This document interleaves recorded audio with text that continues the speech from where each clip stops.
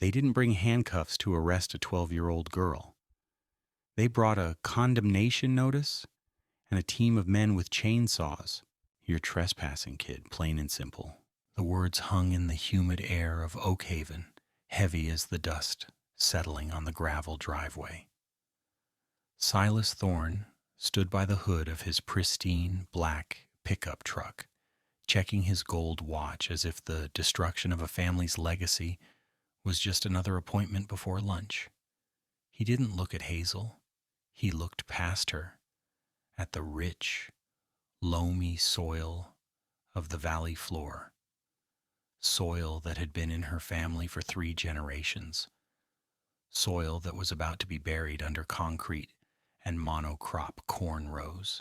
Hazel stood on the porch, her knuckles white as she gripped the doorframe.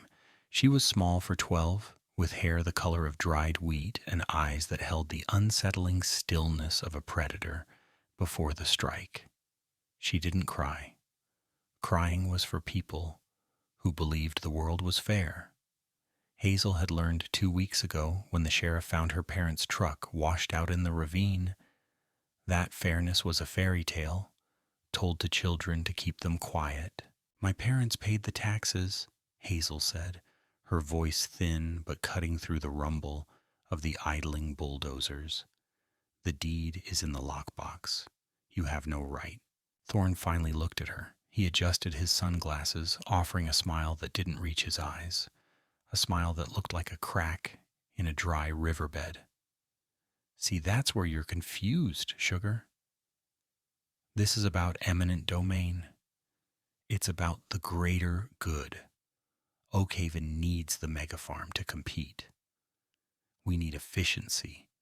And frankly, a feral child living alone in a fire hazard isn't efficient. It's a liability. He signaled to the sheriff, a man whose spine had dissolved years ago under the weight of Thorne's bribes. The court declared the property blighted, Hazel. Unsafe.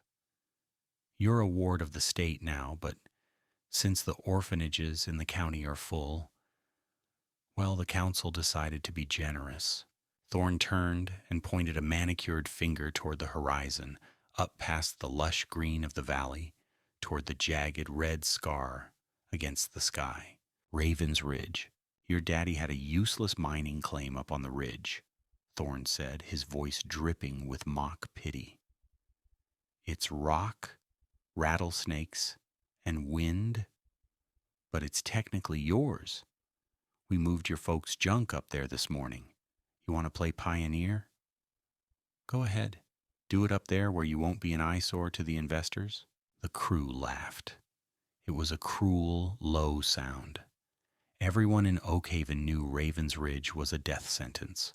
It was a sun-bleached spine of sandstone where the temperature spiked to 110 by noon and dropped to freezing by midnight.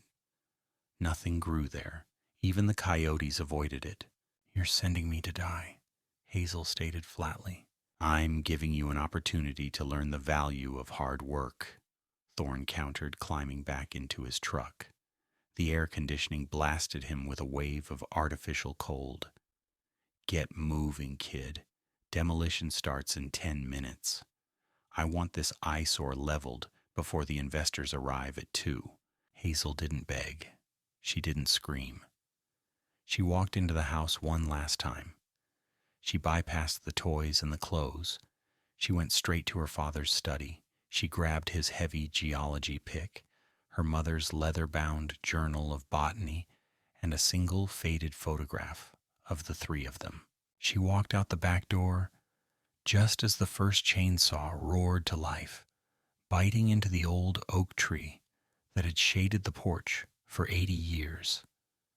She didn't look back at the destruction. She fixed her eyes on the red cliffs looming above. Thorne thought he was throwing away trash. He didn't realize he was forging steel.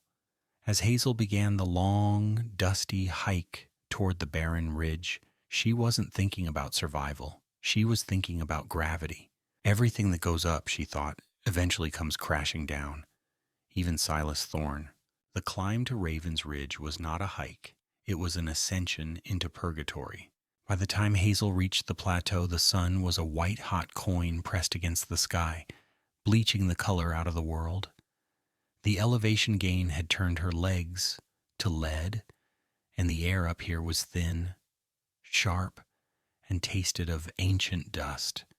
She dropped her heavy pack onto the red dirt, the sound swallowed instantly by the vast, ringing silence of the high desert. She stood at the edge of the claim, her chest heaving, wiping a layer of grit from her forehead. Below her, miles away, Oakhaven looked like a toy village. She could see the emerald grid of the valley, the sparkling ribbon of the river that Silas Thorne was currently poisoning, and the ant-like bulldozers already tearing into the earth where her bedroom used to be. Up here, however, the world was a monochromatic nightmare of rust, ochre, and burnt orange. Thorne hadn't lied about the desolation. The homestead was nothing more than a three-walled lean-to left behind by some optimistic fool during the gold rush of the 1890s. The wood was silvered and splintering, groaning under the relentless assault of the wind. Beside it lay a pile of her parents' belongings that Thorne's men had unceremoniously dumped from the back of a truck. A mattress half buried in sand, crates of books, and a few plastic heavy-duty tarps. Hazel checked her canteen. She had less than a pint of lukewarm water left. Panic, cold and sharp, tried to claw its way up her throat. This was how people died in the Badlands. Exposure, dehydration. The heat up here wasn't just temperature. It was a physical weight, pressing down on her skull, blurring her vision. The gator skin landscape, cracked, dry, and unforgiving, offered no shade, no creek, no mercy. She sat on the edge of the mattress, the springs squeaking in protest. She pulled out the photograph of her parents. In the picture, they were laughing, covered in mud from a field expedition. Her father, a man who could read rock strata like a morning newspaper, had always told her, "Hazel, the earth wants to keep you alive, but you have to know how to ask it for help." She looked around. How do I ask this, she thought, kicking a loose piece of sandstone. This is a graveyard. But then the memory hit her. It wasn't a sentimental memory of hugs or bedtime stories. It was a lesson. She was 8 years old, standing in a canyon in southern Utah, complaining about the thirst. Her father had stopped, placed his hand on a towering wall of Navajo sandstone, and smiled. "It looks dry, Hayes," he had said, tapping the rock. "But this is sedimentary. It's porous, like a hard sponge. During the day, the rock bakes, but at night, the temperature on the ridge drops 40 degrees. The rock cools down faster than the air inside the deep fissures. And what happens when hot air hits cold stone? Condensation," 8-year-old Hazel had recited. "The stone's secret," he had winked. "The mountain sweats, honey. You just have to catch it." Hazel stood up, the exhaustion momentarily forgotten. Her eyes, sharp and analytical, scanned the jagged topography of the ridge. She wasn't looking for a stream. She was looking for a shadow that was too dark, a crack that went too deep. She found it 200 yards north of the lean-to. It was a geological fault line, a jagged tear in the earth where the cliff face had split millions of years ago. The opening was narrow, barely wide enough for her to squeeze through sideways, obscured by a thorny mesquite bush. Hazel pushed past the thorns, ignoring the scratches on her arms. As she shimmied into the fissure, the temperature plummeted. It was instant relief. The air inside the crevice was heavy, still, and smelled of wet minerals, the scent of rain that hadn't fallen yet. She clicked on her flashlight. The beam cut through the gloom, illuminating the walls. They were smooth, sculpted by wind and time. And there, near the back of the cave where the fissure narrowed to a pinch, the rock was dark. She reached out and touched the stone. It was damp. A tiny, solitary drop of water gathered on a protrusion of rock, hung there for a second like a diamond, and then fell into the dust below. Plink. It wasn't a river. It wasn't even a trickle. It was a weep. But it was there. Hazel scrambled back out into the blinding afternoon sun. Her mind was racing, shifting gears from victim to engineer. She raided the pile of junk Thorne's men had dumped. She dragged the heavy plastic tarps, a rusty shovel, and every bucket and jar she could find toward the fissure. For the next 4 hours, Hazel worked with a feverish intensity. She didn't have the strength of a man, but she had the dexterity of a girl who had grown up fixing radios and mending fences. She cleared the loose debris from the floor of the cave. Using the shovel, she dug a shallow basin directly under the weeping wall. She lined the basin with the heavy-duty plastic tarp, weighing down the edges with smooth river stones she found in the old dried-up wash. But the weep was too slow. She needed to amplify it. She remembered the physics. Surface area. She took the second tarp and strung it up tight near the cave ceiling, angling it downward so that any moisture trapped in the rising air would hit the plastic, condense, and slide down into her makeshift reservoir. She built a dew trap, a survivalist trick her dad had drawn for her on a napkin once at a diner. By the time she finished, her hands were raw, and the sun was beginning to dip below the horizon, painting the sky in violent shades of violet and bruised purple. The temperature began to drop rapidly, the desert shedding its heat like a snake shedding skin. Hazel sat in the mouth of the cave, wrapping her jacket tight around herself. She was thirsty.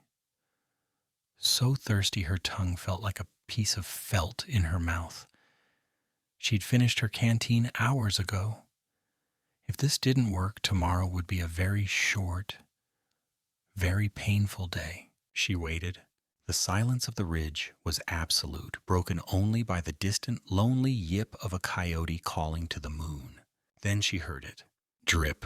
A minute later, drip. Then a soft, rhythmic patter. Drip, drip. Drip. Hazel crawled back into the darkness of the fissure, flicking on her light. The trap was working. The cool night air was hitting the thermal mass of the rock and her plastic sheet. Water was beating up, coalescing, and sliding down into the tarp-lined basin. She dipped a tin cup into the small pool that had gathered, maybe only a few ounces. She brought it to her lips. The water was cold. It tasted of stone and plastic, grit and earth. It was the best thing she had ever tasted. Hazel leaned back against the cave wall, the cup clutched in her hands like a holy grail. Down in the valley, lights were flickering on in the comfortable homes of Oakhaven. Silas Thorne was probably drinking scotch in an air-conditioned office, confident that the problem of Hazel had been solved by the elements. Hazel took another sip, feeling the liquid revive her withered cells. A grim smile touched her lips, hard and determined. "You calculated the land value, Silas," she whispered to the dark, "but you forgot to calculate the dew point." She wasn't just surviving anymore. She was tapping into the vein of the mountain itself. She had found the lifeline. Now she just had to hold on long enough to make them pay. 2 years can do a lot to a face. It can carve lines around the eyes and harden the jaw. But 2 years can do even more to a landscape. Down in Oakhaven, the transformation was absolute, industrial, and ugly. Silas Thorne's mega farm had devoured the valley whole. The charming patchwork of family plots, oak groves, and winding creeks was gone, replaced by a relentless, sterile grid of genetically modified corn.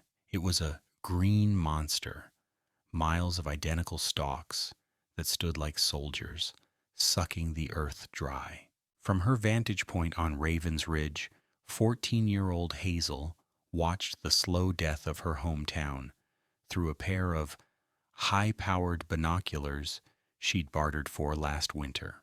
The air down there was thick, hanging heavy with a yellowish haze. Thorn had promised efficiency, but the land was rebelling.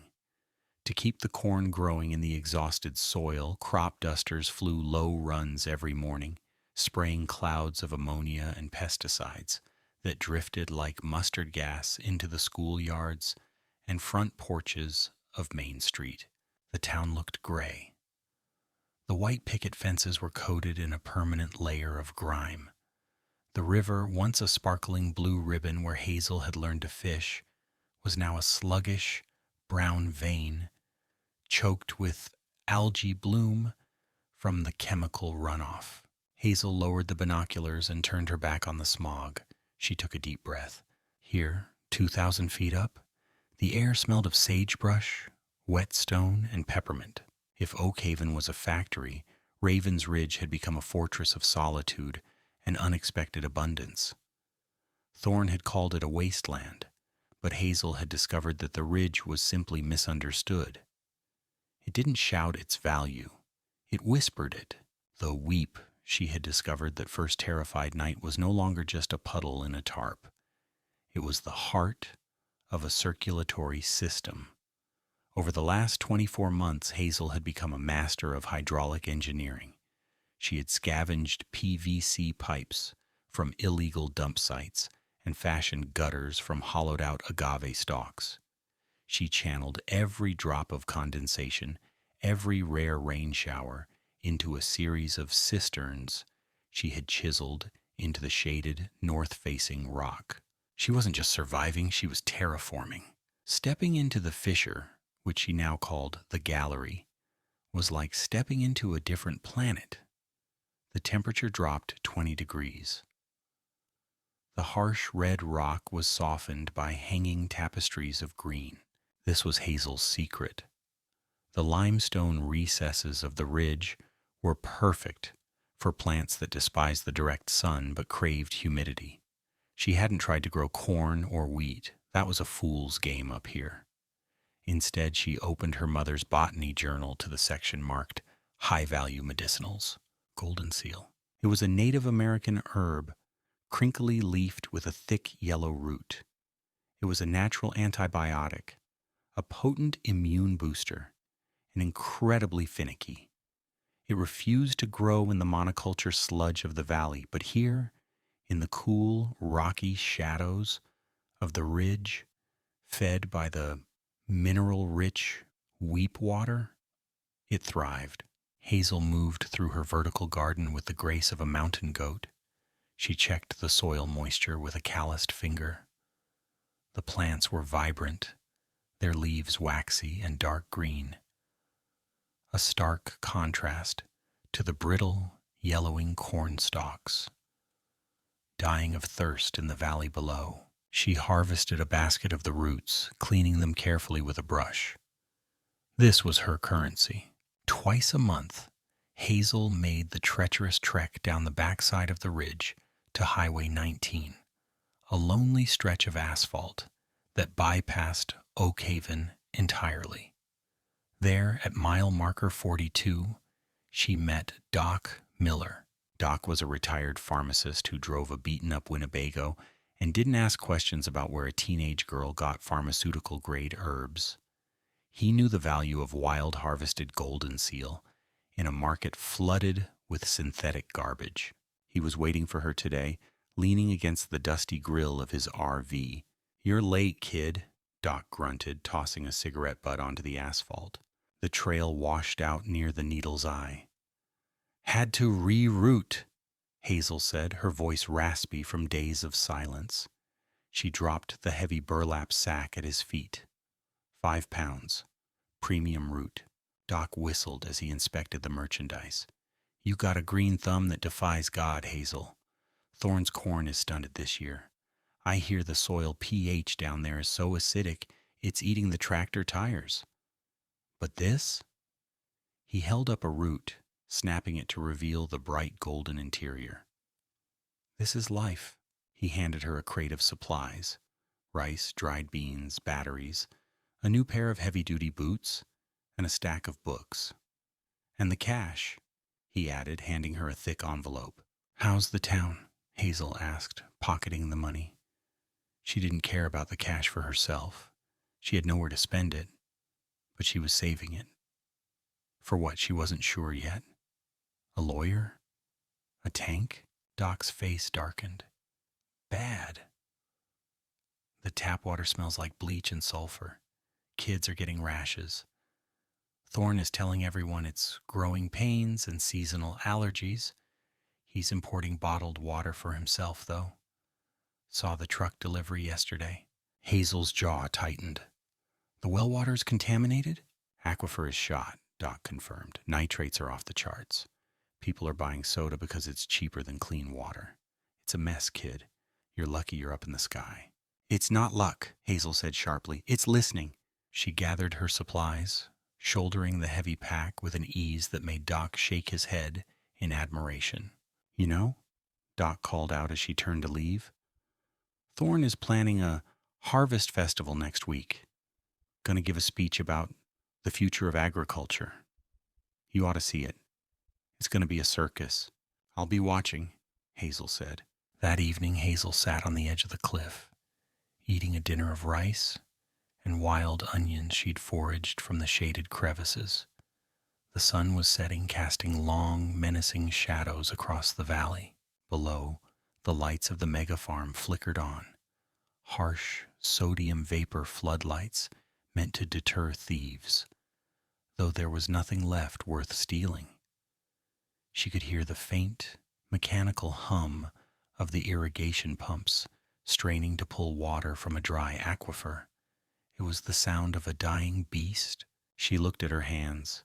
They were stained yellow from the golden seal and red from the sandstone.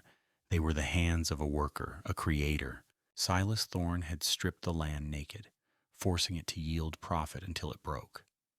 Hazel had clothed the rock in green, asking for nothing but what it was willing to give. She took a sip of her crystal-clear mineral-sweet water. It was cool and revitalizing. Down there they were drinking poison and calling it progress. Up here, amidst the snakes and the wind, she was drinking the tears of the mountain. The wind picked up, howling through the canyons. It carried the scent of rain, a big storm, brewing far off in the west. The air felt heavy, electric. Hazel stood up, brushing the dirt from her new boots. The balance was shifting. The valley was heavy with rot, brittle and dry. The ridge was anchored, hydrated, and alive. Enjoy your festival, Silas, she whispered, her voice carried away by the wind toward the unsuspecting town.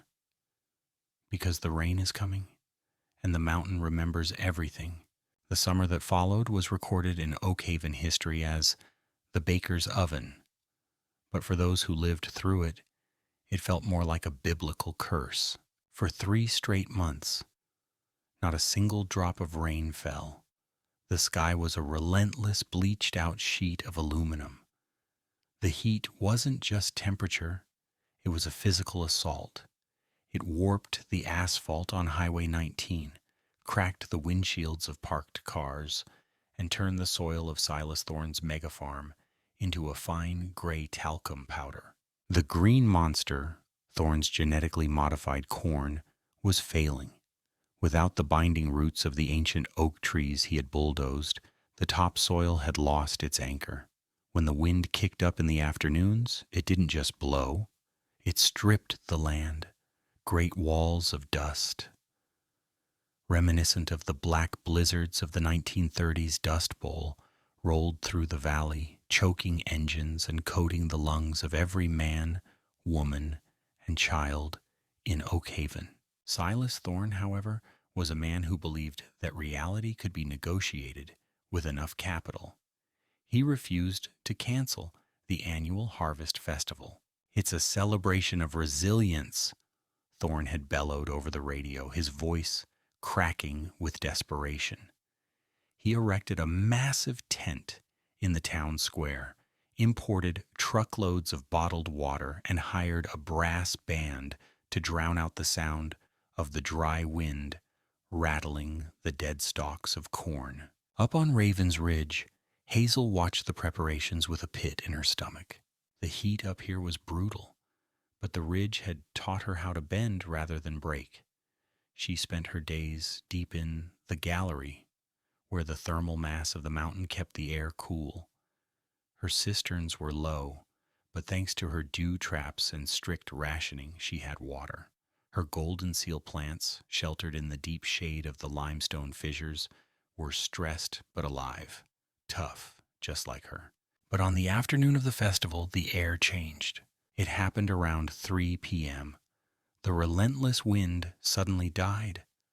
The silence that followed was heavy, static-charged, and terrified.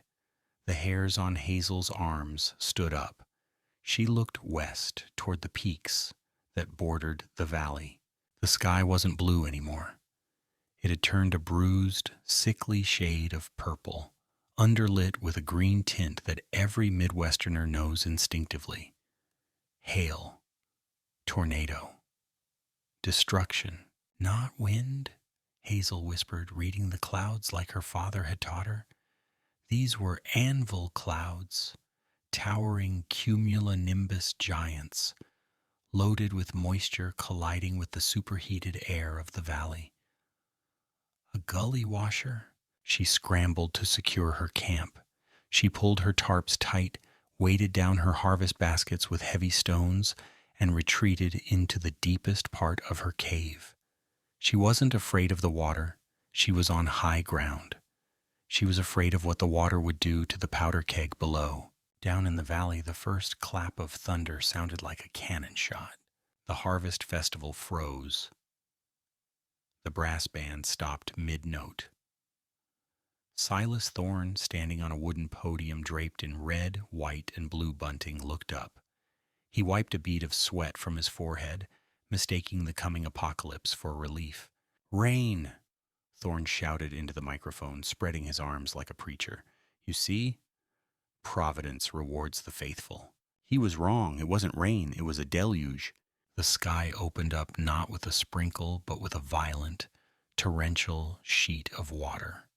It fell so hard and so fast that it felt solid.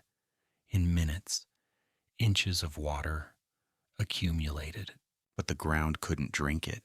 The soil of the megafarm was baked hard as concrete. The water didn't soak in, it ran off. It gathered speed. It picked up the loose, powdery topsoil that had no roots to hold it. From her vantage point, Hazel watched in horror as physics took over. The water rushed down the stripped hillsides, gaining momentum, turning from clear liquid into a heavy, churning slurry of mud, rocks, and uprooted corn stalks.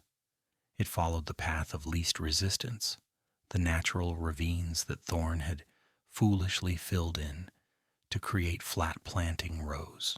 A low rumble began to vibrate through the soles of Hazel's boots. It wasn't thunder. It sounded like a freight train derailment, a grinding, tearing roar. "The dam," Hazel realized, gripping the edge of the cave entrance. It wasn't a concrete dam. It was a debris dam, formed by the stripped timber Thorne had left to rot in the upper canyon. The sudden influx of water smashed into that wall of dead wood, built up pressure for 10 agonizing seconds, and then burst. A wall of mud, 10 feet high and moving at 30 miles an hour, exploded out of the canyon mouth. It hit the north side of Oakhaven first. There was no time for sirens. The slurry, thick as wet cement and carrying boulders the size of compact cars, slammed into the back of the megafarm's processing plant. The metal structure crumpled like a soda can. Then the slide hit Thorne's estate. Hazel watched through her binoculars, her hands shaking. She saw the manicured lawn vanish instantly. She saw the sprawling Victorian mansion, the symbol of Thorne's dominance, shudder as the mud undermined its foundation. With a groan that echoed up the canyon walls, the house sheared in half. The grand porch where Thorne had evicted Hazel 2 years ago was swallowed whole by the brown tide. In the town square, panic reigned. The resilience celebration dissolved into chaos. The mud didn't reach the square with the same lethal force as the upper valley, but the flash flood turned Main Street into a raging river of toxic sludge. Cars floated past the drugstore. The bandstand collapsed. People scrambled onto the roofs of the diner and the post office, screaming over the roar of the rain. Thorne, knocked off his podium by the rising water, was clinging to a lamp post, his expensive suit soaked in the very filth he had created. He looked small. He looked terrified. Up on Raven's Ridge, the rain hammered against the stone, but the rock held firm. The water here didn't destroy. It flowed. It ran into Hazel's gutters, filled her cisterns, and nourished the deep roots of the ancient junipers that clung to the cliffs. The storm raged for 4 hours. When it finally broke, leaving behind a sky the color of a fresh bruise, the silence returned. But it wasn't the silence of heat anymore. It was the silence of ruin. Oak Haven was gone. In its place was a lake of mud, littered with the wreckage of arrogance. Hazel stepped out of her cave. The air was cool, washed clean of the dust. She looked down at the devastation, feeling a profound, aching sadness. She hadn't wanted this. She'd warned them. Her existence was a warning. But as the sun began to set, casting a golden light over the disaster, Hazel saw something else. Tiny flickering lights, flashlights, lanterns. They were moving, not away from the town, but up. The survivors were looking for high ground. They were looking at the only place that hadn't slid into the abyss. They were looking at the jagged red silhouette of Raven's Ridge. Hazel lowered her binoculars. She walked back into the cave and looked at her stockpile of fresh water and dried herbs. She picked up a lantern and walked to the edge of the cliff. She held the light high, a beacon in the dark. "Come on, then," she whispered, her voice steeling itself for the work ahead. "I'm ready." The pilgrimage began an hour after sunset. From the edge of the limestone shelf, Hazel watched the bobbing lights of flashlights and cell phones snake their way up the treacherous switchbacks of the goat trail. It was a desperate, chaotic exodus. They weren't hikers. They were refugees in their own zip code. The first to crest the ridge was Sheriff Miller, not Doc, but his younger cousin, the lawman who had served Hazel the eviction notice 2 years ago. He looked like he'd gone 10 rounds with a thresher. His uniform was caked in toxic sludge, one boot was missing, and he was hacking a wet, rattling cough that sounded like gravel in a blender. He collapsed onto the flat rock of the plateau, gasping for the thin, clean air. When he looked up and saw Hazel standing silhouetted against the firelight with a shotgun slung casually over her shoulder, his eyes widened. He didn't see a 12-year-old victim anymore. He saw a 14-year-old warlord. "Hazel," he wheezed, his voice raw. Is there water?" Hazel didn't move to help him up. She pointed to a galvanized bucket near the fire. "Cups on the hook. Don't waste a drop or you go back down." It was brutal, but necessary. As more survivors hauled themselves over the ledge, the scale of the disaster became clear. They were wet, shivering, and covered in the chemical gumbo that Oak Haven had become, a mix of topsoil, ammonia fertilizer, and septic runoff. The women were weeping. The men were silent, shell-shocked. They huddled around Hazel's fire, their eyes darting around the camp. They expected to find a starving girl in a hole. Instead, they saw the impossible. They saw the cisterns brimming with clear water. They saw the drying racks hung with sage and rabbit jerky. They saw the lush green vines of the golden seal cascading from the rock fissures like emerald waterfalls. "It's a garden," whispered Mrs. Higgins, the town baker, clutching her mud-soaked apron. "My God, it's the Garden of Eden." "It's just botany," Hazel corrected, her voice cutting through the murmurs. "And engineering." But the awe quickly turned to agony. The green monster chemicals in the mud were already doing their work. People were retching. Skins were breaking out in angry red welts. The water from the valley, which many had swallowed during the flood, was a bacterial bomb. Hazel recognized the signs immediately: dysentery and chemical burns. She didn't ask for permission. She took command. "Anyone who can walk, grab those buckets," she ordered, pointing to her reserves. "I need fresh water boiled. Now, you," she pointed to the sheriff, "get the tarps from the lean-to. We need a quarantine zone away from the cisterns. Don't contaminate my supply." The adults, stripped of their homes and their pride, obeyed the teenager without hesitation. Hazel went to her pantry, the cool, dark recess of the cave. She brought out her entire stock of golden seal root. She smashed the yellow roots into a paste using a mortar and pestle, mixing it with clean water to create a bitter, muddy-looking sludge. "It tastes like dirt and burns like fire," Hazel announced to the groaning crowd. "But it's a natural antibiotic. It'll kill the bacteria in your gut before they kill you. Line up." She spent the next 3 hours moving from patient to patient. She washed chemical burns with a diluted solution and forced the bitter tea down the throats of the feverish. She was efficient, unsentimental, and tireless. Then around midnight, the crowd parted. 2 men were dragging a makeshift sled, a detached front door from a destroyed house, up the final incline. On it lay Silas Thorne. The tycoon of Oakhaven was unrecognizable. His leg was splinted with a piece of driftwood and a belt. His expensive suit was shredded. He was shivering violently, his face a mask of gray ash. The mud had dried on his skin, making him look like a golem made of the very earth he had abused. The camp went silent. The hatred in the air was palpable.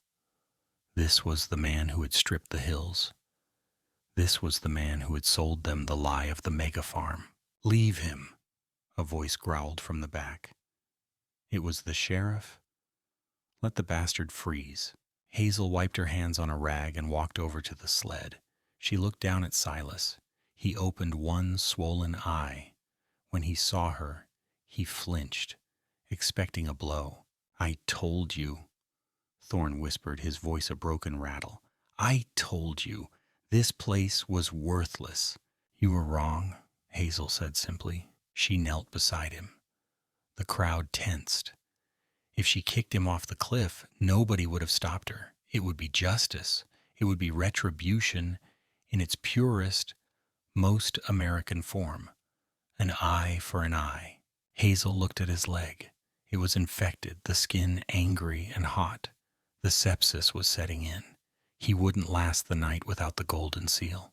She looked up at the faces of her former neighbors. They were waiting for her judgment. "If we leave him to die," Hazel said, her voice carrying over the wind, "then we're just like him. We decide who has value based on how we feel in the moment." She dipped a ladle into her bucket of medicine. She grabbed Thorne by the jaw, forcing his mouth open, and poured the yellow liquid in. He choked, sputtered, but swallowed. "Clean his leg," she ordered the men who had dragged him up, "and put him by the fire, but not too close. He doesn't get the prime spot." She stood up, addressing the bewildered group. "Listen to me," she said, the authority ringing in her tone. "Oakhaven is gone. The valley is a toxic swamp. It won't be habitable for years. You can't go back down." She gestured to the red cliffs rising above them, to the network of caves and ledges she had mapped out over 2 solitary years. This ridge is harsh, Hazel continued. It's unforgiving. But it has water if you know how to catch it. It has medicine if you know how to grow it. And it's safe from the floods. She looked at the sheriff, then at Mrs. Higgins, and finally at the unconscious form of Silas Thorne. My father told me that the rock has secrets, Hazel said. I figured them out alone. But I can't build a future alone. We stay here. We build up, not out. We live with the cliff, not against it. She tossed a piece of sandstone into the fire, watching the sparks rise into the night sky. Welcome to Raven's Ridge, she said. School starts tomorrow. Don't be late. As the survivor settled into the uneasy comfort of the stone sanctuary, looking at the 14-year-old girl who had become their shepherd, the wind howled outside. But for the first time in months, it didn't sound like a threat. It sounded like a lullaby. The balance had shifted. The valley belonged to the ghosts. The sky belonged to Hazel. 10 years later, the maps no longer showed a town called Oakhaven. The valley floor was still there, of course. A healing scar of recovering wetlands and young scrub brush, slowly digesting the rusted remains of the megafarm machinery. But if you wanted to find the people, you had to look up. They called it Highwater Haven. It was an architectural marvel that looked like it had been birthed from the red sandstone itself. Reminiscent of the ancient Mesa Verde cliff dwellings, but upgraded with American ingenuity, the settlement clung to the vertical face of Raven's Ridge. A network of suspension bridges made of braided steel cables and reclaimed timber connected a hive of stone-carved homes. Wind turbines spun lazily in the canyon drafts, powering the LED grow lights in the deep caves. The weep that Hazel had discovered as a terrified 12-year-old was now the heart of a sophisticated aqueduct system, feeding a cascading series of terraced gardens that spilled greenery down the red rock face like a beard of ivy. Hazel stood on the highest observation deck. At 24, she was no longer the scrawny outcast. She was the architect of their survival. She wore practical canvas workwear, her hands scarred from stone and soil, looking out over the community she had forged from grit and desperation. Below her, on a lower terrace, a hunched figure moved slowly among a nursery of saplings. It was Silas Thorne. He was unrecognizable from the titan of industry he had once been. His suit was gone, replaced by worn denim overalls. His hair was white, his skin leathered by the sun. He wasn't in prison. Hazel had decided that a cell was too easy. His sentence was labor. Every morning, the former tycoon hiked down to the edge of the toxic valley with a shovel and a bag of acorns. He was tasked with the impossible, replanting the forest he had destroyed, one tree at a time. Hazel walked down the stone steps to join him. Thorne was kneeling, packing soil around a fragile valley oak sapling. His hands, once manicured for signing eviction notices, were caked in dirt. It's taking root, Thorne said, his voice raspy. He didn't look up. He didn't dare. The pH balance is finally neutralizing. It's been a decade, Silas, Hazel said, handing him a canteen of water. Water harvested from the very cliffs he had called a wasteland. You've planted 5,000 trees. You know you won't live to see any of them provide shade. Thorne paused. He looked at the sapling, then up at the hanging village that defied gravity above them. A man plants a tree for his grandchildren, he quoted softly, a flicker of genuine humility in his eyes. Or, in my case, to apologize to the ghosts. He wiped his brow. I built a fortune on things that could burn or wash away. You built a future on rock. I was the fool, Hazel, the richest fool in the state. Hazel looked at the thriving community. Children were laughing as they ran across the bridges. The smell of baking bread wafted from the communal ovens. They were safe. They were sustainable. They were free. The earth forgives, Silas, Hazel said, placing a hand on his shoulder. But it makes you work for it. She turned back to the horizon. The sun was setting, turning the red cliffs to gold. They had lost the easy life of the valley, but they had gained something stronger. Perspective. The end. What would you do? If you were in Hazel's boots, would you have saved the man who destroyed your life? Or would you have let the mud take him? And in a world that is changing so fast, are you building your life on the sand, or are you looking for the solid rock? Let us know your verdict in the comments below. If this story of retribution and redemption hooked you, smash that subscribe button and ring the notification bell. We bring you the best tales of American grit and survival every week. Don't miss the next episode.